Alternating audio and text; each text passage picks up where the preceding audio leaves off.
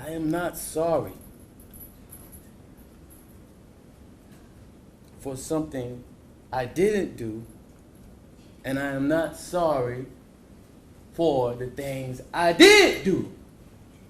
Mr. O'Neill, All right. listen, stop, All right. listen to me. I'm not You're not gonna raise your voice again. I'm You're not going to raise my your voice again.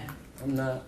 I will have you removed from this courtroom. I can sentence you without you being present. Yes, ma'am. You don't conduct I yourself. understand, Your Honor. Thank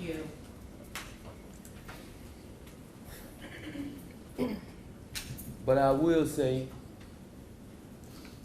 I'm sorry for your loss. Years I've been at this job. I've seen human beings killed at the hands of others in every way imaginable. You name it, I've seen it.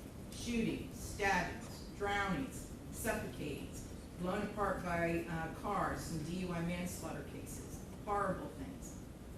This is the worst case I have ever seen as far as the facts go.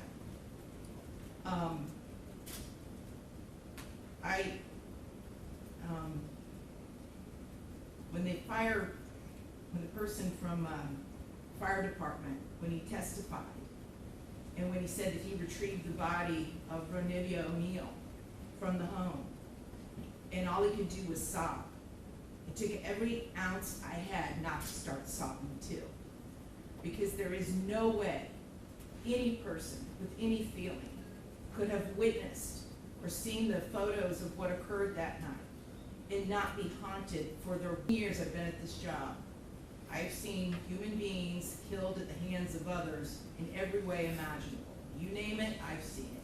Shootings, stabbings, drownings, suffocatings, blown apart by cars in DUI manslaughter cases. Horrible things.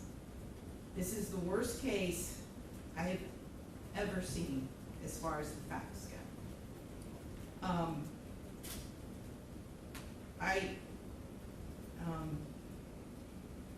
When the person from fire department, when he testified, and when he said that he retrieved the body of Ronivia O'Neill from the home, and all he could do was sob.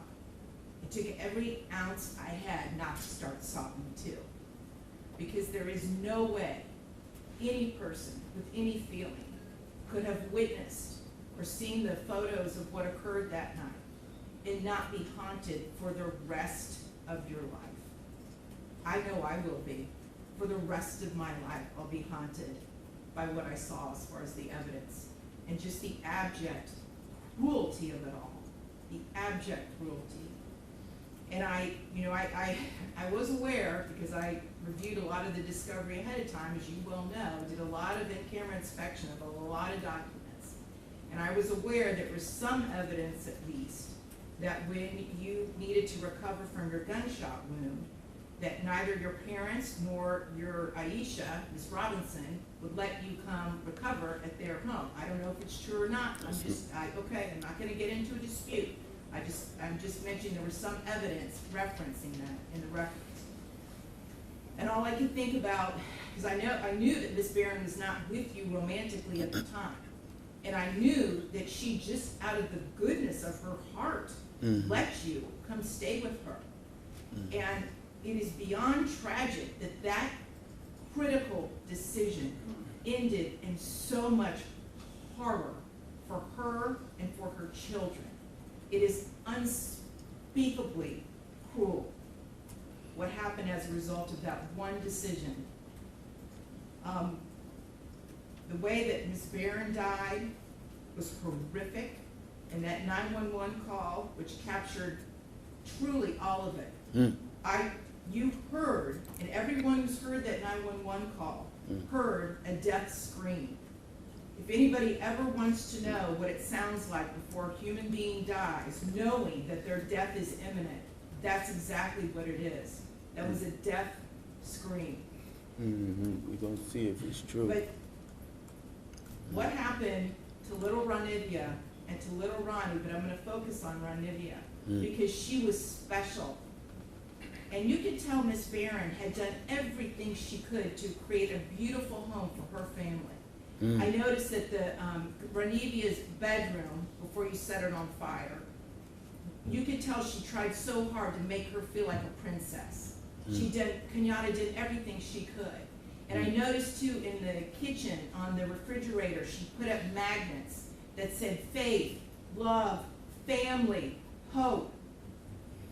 And then you know what else happened to that refrigerator during that night? It got splattered with blood all over it due to what happened.